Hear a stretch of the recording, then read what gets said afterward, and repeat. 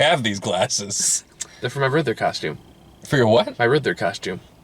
Oh, I suppose. That's why they're purple. Okay. Yeah.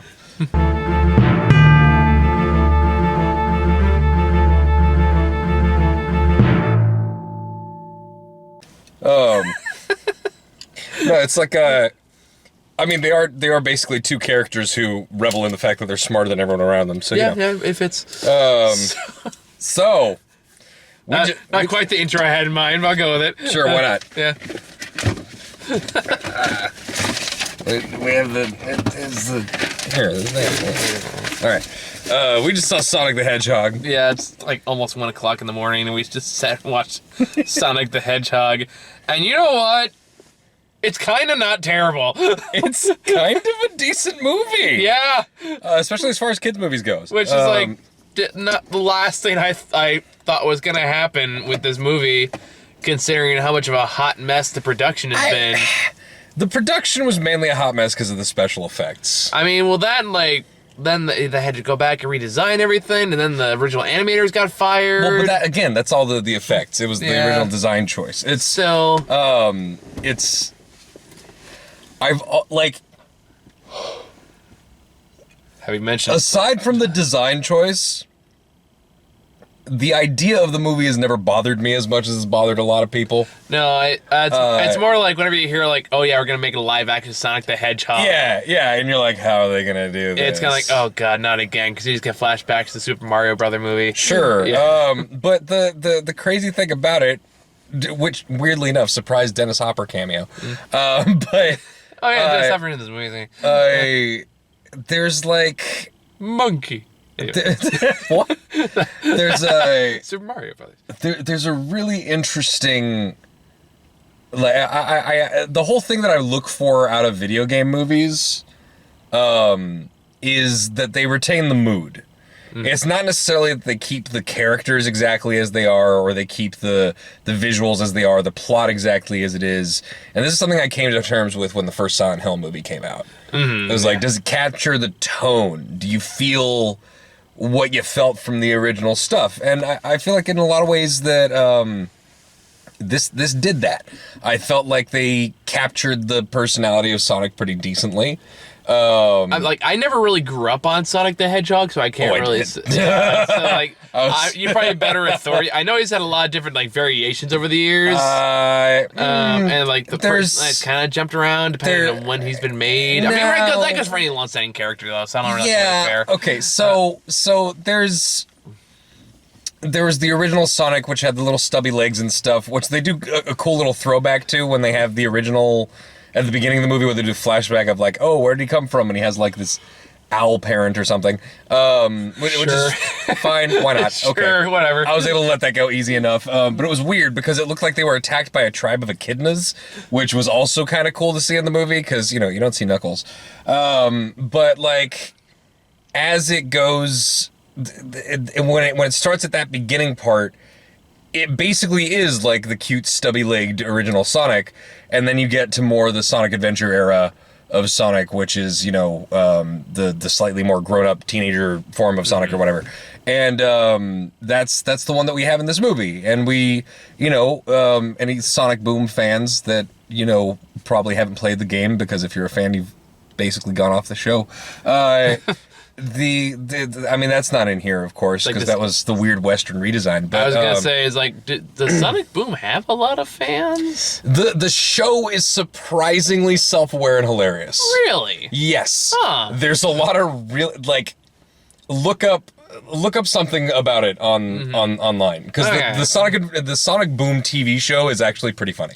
All right. I mean, it turns out the key to make Sonic the character work in a movie, you just let one of the ducks from the new DuckTales voice him and just let him do whatever he wants with it. Wait, there's a new DuckTales thing? You don't know about that? I don't think so. David Tennant plays Scrooge McDuck. Oh, okay. It's kind of great. Sure.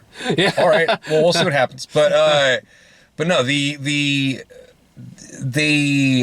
fact that he's had to hide for so long, you know, he talks to himself and shit. Yeah. And that makes sense in the context of the movie. And he's clearly... is talking to yourself a weird thing? Well, I mean, if you've been living alone on an island like Tom Hanks for fucking 14 years or something. So do you need to only live alone on an island for 14 years to make it okay to talk to yourself? No, I mean, I think, talking to yourself is mostly okay, but to the degree that he does it, he's definitely been like, he plays the different characters in his scenarios. So if you lose an argument with yourself, is that a reason to be concerned? Technically, if you're having an argument with yourself, you're going to lose anyway. But you're also going to win. So... But which side wins? You. Fuck. Yeah. No, that's how it goes. 1 a.m. thoughts. That's a made-up word. All words are made up. Wait, where's that from? Where is that from again? I know I heard that I originally heard it in Archer. That's what it was. But it's been in a couple of different things now. But anyway, the movie, it's fun. Surprisingly charming. Yeah. He's clearly meant to be an annoying character, but he's not so annoying that he annoys the audience so much. I mean, it's because, they have that actor, and when he's not playing that obnoxious character in Parks and Rec, he can be pretty entertaining. Sure, but, I mean... John Ralphio, whatever the hell his name is. No, I think it's Ben Schwartz. No, I mean the character in Parks and Rec. Oh, I don't know. I don't watch Parks and Rec. You know Parks and Rec? Yeah, we have this. But, yeah, it's a surprisingly not annoying movie. A surprising number of the jokes land. Mm-hmm. Even, half the ones that you'd think were done to death in the trailers actually are pretty decent. And I'm wondering how much of that is really just based on who they cast to read this stuff.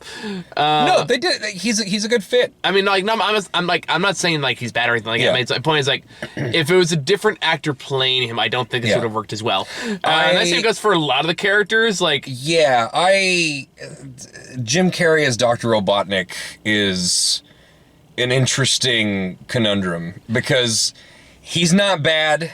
I enjoyed him. He's enjoyable enough. He's having fun, and I can kind of respect that. But I'll tell you who I would have rather had as Robotnik, and this is not something I've thought about beforehand, but as I'm watching the movie, I realized, what is missing from this tone? Because he really does feel like somebody who's smarter than everyone around him, and he just looks down on them, and he worships his machines, and that really is, the game character in a lot of ways, but... He's missing a certain bluster that the original Dr. Robotnik had, which would have been perfect for John Goodman. I could see that. Honestly, I had a more unconventional choice. What? Jake Gyllenhaal. No. No. You have not seen the Jake Gyllenhaal. You didn't grow up on Sonic. I'm just saying. Yeah. Watch Okja. Okay. Watch Okja and John Mulaney's Sack Lunch Bunch. Yeah, I got half an hour into the Sack Lunch Bunch, and I was like, this isn't working for me. Fair enough. That being said, his sequence in it is amazing. Okay. And I'm fully convinced he can pull it off. Sure, but in terms of the actual character specifically, the original character, the one with the voices is you think you can get away with this, Sonic? That kind of shit. I feel like John Goodman would have carried that bluster. And not because he's big or anything, because he's not anymore. But just that kind of lower tone of yeah, you think you can get away with this. Well, you can't. But Jim Carrey kind of just brings this whole, he feels weirdly sneaky, even though he's not being sneaky. You know what I mean? He has that vibe of someone who's I don't... Yeah, I mean... It works. I liked him in the role. I'm just saying it could have been better. And I understand people's gripes with that. But, as it is in the movie, it works. Yeah. It's fine. And where you see it go at the very end, you see it's kind of more, obviously an origin story kind of deal. Yeah, that's what's going for and clearly he's not as insane as he's meant to be later. Yeah. So, God, I hope there's a second one. I really hope there's a second one. I'm not going to lie. I kind of do too. Yeah. Just all right, you have my attention. Yeah. Let's see where you can take this. I don't want to spoil how the ending goes, but I really want to see what happens. Because you saw how excited, I had a physical reaction of I get it. I did put Godzilla on my top 10 list. I get it. No, there are all these little inside jokes, you see glimpses of it in the trailer, but the opening scene where it shows the planet he's originally from, it looks like Green Hill Zone. clearly. But what it shows in the movie, even though it's not that much more, is still enough more for people who enjoyed the original game to be like, that's cool, all super like high def and 3D and shit. And of course the town he goes to is Green Hills. Yeah. And I thought that was like, that's cute. It's fine. The way they use the rings works. It's fine. The way that they have the artificial situation of him like being in the truck. Because why would he be in a truck? It doesn't make sense. No, you can make it work in the movie. They come up with an excuse for him to actually be taking this road trip, and it works. Yeah. When he does his first spin attack, there's a case for it. He doesn't know how to control his powers on that level yet. There's good setup and there's good payoff. Yeah, when it counts. It makes sense. It works. There is a flow to it. The dynamic between him and James Marsden's character Tom is surprisingly good. Yeah, it's really good. Yeah. It's really good. The scene in the bar. Yeah, is surprisingly good. It's kind of like. It's enjoyable. It's really enjoyable all the way through. I wasn't irritated. I wasn't particularly upset by the things that I was like, there's a fart joke. Okay. Like only one though. Yeah, like exactly. Maybe two. There was one like it was actual fart joke, and then there's like a couple like it sounds like a fart in here or something. Yeah, sure, okay. But as far as kids movies go, like you're gonna get a fart joke. You get your quota. But that's it. It has a surprising amount of genuine heart to it. And it's weird. I didn't expect that. I mean, I can't say it made me emotional or anything. No. But there's an effort there that I'll give it credit for. It did not need to be there for like something that could have been easy, like cheap cash grab. Okay. All of these things. Sonic the movie, like. I mean, they have what I'm trying to say. Bizarrely direct plugs for Zillow and Olive Garden. Yeah. But as far like all movies like this start as soulish cash grabs. True. All of these movies start as somebody going like, this thing exists. How do we make money off of it? People like it, but cats. Depending on. Don't you dare. But the people that they gave this to, even though he's like the director's a first-time director. Is it really? Yeah. I did not know that. The writers don't exactly have a large repertoire of things. Like, these are pretty fresh faces. And I don't know how they found them or how they made the decision to pick them, but they're a good fit. There's heart to this. These people actually gave a shit. And I do appreciate the fact that the special effects department, like, there's this whole sequence at the end, which is, like, during the credits. And they basically recreate the movie. Are you okay? Do you need to do that right now? Yes. Oh, God. There's this whole sequence during the credits where they recreate the movie, but in old school 2D Sonic sprites and shit. And it's really interesting to see these. They use some of the original sprites, you can tell, both from the 2D view and the little 3D tunnel bonus round sections that they add. Oh, yeah. They have little callbacks to the original levels and everything, and they recreate the new situations with old style graphics, but they've super high res to the because you're watching it on a fucking gigantic screen. Yeah. But they smoothed out the graphics while still making them look like the originals, and also made new 2D graphics to match the stuff that was going on in the movie, and had them fit properly together. And I don't know, that was a real treat for me. There are a bunch of little things that are just little pokes at the original stuff, and it's good. It's good. I enjoyed it. I had a good time. I'm happy right now. I'm glad you're happy. I enjoyed it too. Like, I don't think as much as you, but I also didn't grow up with the games, so I don't really have that personal context. I was more of a Mario guy growing up. I was a Sega guy. I was Mario before. I was Mario over Sonic, and then Crash Bandicoot when the cousins out. There's this one part where he's like, "What are safe planets to go to?" And it shows like a map of different planets, and there's one that is. It's the Sega Saturn logo. It's a Saturn thing. So I thought that was pretty fun. Just little things like that. But yeah, there's a lot of smart. There's like little fun jabs. It's like, all right, that was pretty funny. I think the best joke that's in the movie was when Jim Carrey meets up with James Martish for the first time, and then he makes some jokes like, I was writing formulas while you were spitting out formulas. Like, actually, I was breastfed. It's like, oh, I rubbed in the face of an orphan. He's like, oh yeah, rub that in my orphan face. It's like, oh, Jesus.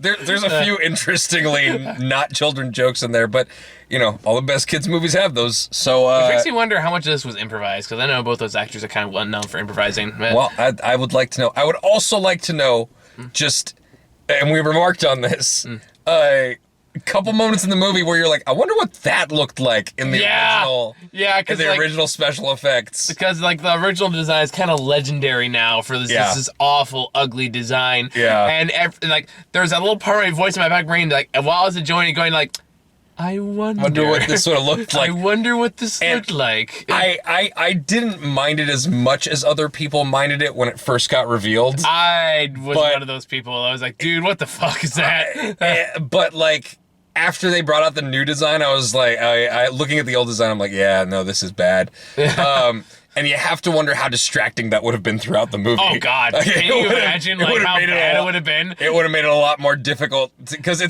Sonic's not cute in that version. Because without Sonic is cute in this. He's a cute little guy, and he does cute things. It's kind of charming. If he's just this weird, creepy-looking thing, I think weirdly clean teeth and little bug eyes. I think it would actually be annoying. So I'm really glad they put in the time. Rest in peace, the animation studio. I mean, I think the joke I made at the end, without giving away the spoilers, the surprise character at the end credits. Yeah. And there's a part I was turning to you while this happens, oh God, what did he look like? But yeah, no, that's it's fun. That's a thing. It's a fun little romp. That's a good time. Which is, again, for what a disaster this could have been, I think it's really the best you can hope for. Yeah. No, it's no Lego movie, but for what they had to work with, you gotta give props where they're deserved. Yeah. No, this is a good time. This is a good time, and it deserves. If you are a Sonic fan who is looking for something that adheres to the plots of the games, I don't know what you expect to take place in a cinematic format. There's no emerald gems or whatever they're called. No, Chaos Emeralds. There are no Chaos Emeralds, but at the same time, what do you expect Sonic to be doing? Spin jumping on robots and having little birds pop out? It's not gonna work. And thank God they didn't go with the Sonic 06 plot line or Sonic Unleashed, So Sonic the Hedgehog didn't kiss Sonic the werewolf. Sonic the werewolf. So yeah. Let's be glad we didn't get one of those. This is significantly better than those kinds of things. But what if we had a movie with Sonic the Hedgehog has a relationship with a human girl? Well, let's hope for the sequel. I mean, we need another Howard the Duck in our generation, man. Oh, yeah. Duck tits, woo! Oh, man. You remember that moment? The way that channel fell, it still breaks my heart to this day. Yeah, I know. But that's its own legendary thing. Yeah. Anyway, duck tits though. I think that's really all I could think of to say about this. And it was fun. Considering again, when this at 10:30 in the evening, going, all right, let's just see where this goes. Yeah. I walked away all right, that was fun. I had a good time with it. Again, I see your issues with the Jim Carrey of it all, but I don't have huge issues. I just think it could have been better. And I understand that. Whereas, that being said, I kind of miss Jim Carrey having fun with shit. Yeah, but as one of my friends said, it's basically Jim Carrey as Jim Carrey. Yeah, and I understand that too. And fine, okay. I mean, for me personally, and this is saying as not a Sonic fan, I was I feel like Dr. Robotnik isn't exactly the deepest character to begin with. No, they got the script right. The script makes sense. Mm-hmm. The performance is the thing that's kind of off. Fair enough. Because like I said, there's a bluster to it that's missing. This is just a demeaning fucking, I'm the smart one, you're not. It's almost like the kind of problem that people had with fucking Lex Luthor and BVS. Oh, Lord. Okay. It's just a different vibe. All right. The script is there, but the vibe is not. The script was not there. The script is there. The script, we're just going to know it exists. We're not having this conversation again. We're not doing this again. It's 1 o'clock in the morning. I want to go home. Star Wars didn't even crack your top 10. You got to get over that. No. I guess I'm not going to retroactively change it. I know. Just disappointed in you. Anyway. I refuse on sheer principle to become one of those goddamn Star Wars fans. It's fine. Just on pure principle. Hey, what are you saying? Nothing. You're Bro, it's a bad movie. It's just a bad movie. I know it's a bad movie, but it's not that bad. It is that bad. I know you think so, and that's okay. No, it's that bad. And I didn't affect me as much as you, and that's okay. Okay, that's one thing, but at the same time, it's just so bad. It doesn't think it thinks it's so much better than it is. I know it's bad. It's not good. It's the worst J.J. Abrams thing J.J. Abrams has ever made. I know it's okay. It's worse than Into Darkness. I mean, you're not wrong, but yeah, see, it's the worst. But I also didn't hate Into Darkness as much as a lot of other people did either. Sure, but that should tell you something about Anyway, I will say this: structurally speaking, overall, just as a movie, from a technical perspective, Batman vs Superman is better than Rise of Skywalker. Debatable. Not the butchered fucking, the actual ultimate cut. No, still debatable. No. We're not doing this again at 1 in the morning. The editing! No establishing shots! Nothing!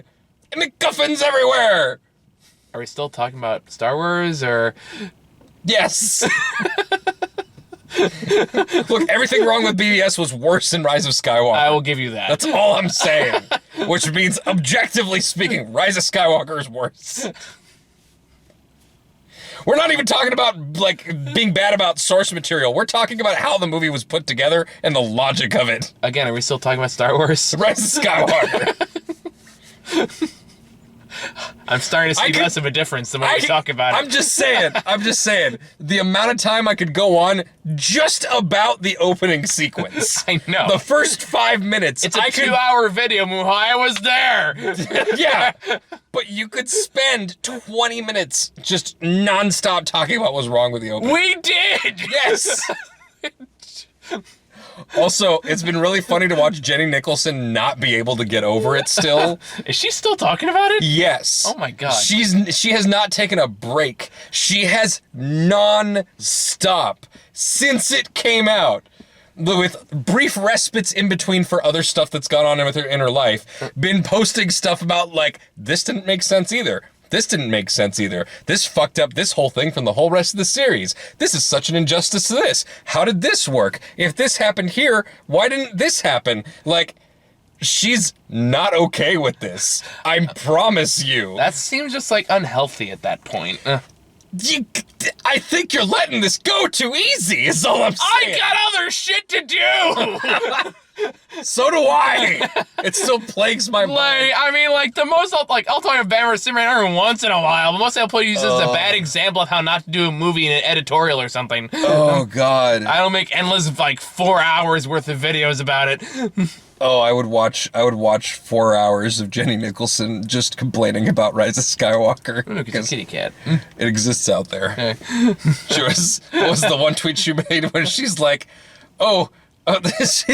she said, "Oh sweet, it's only 4.5 hours of raw footage," and it's like me, unironically, about this Rise of Skywalker video. So, just know that there's literally something out there that's twice as long as what we made. I know there is. That does not make it okay.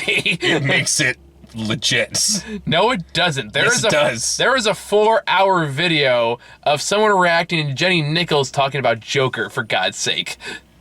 That's different. Is it though? Yes. How is it different? Because that's just bitching about your own gripes with someone's 20-minute video.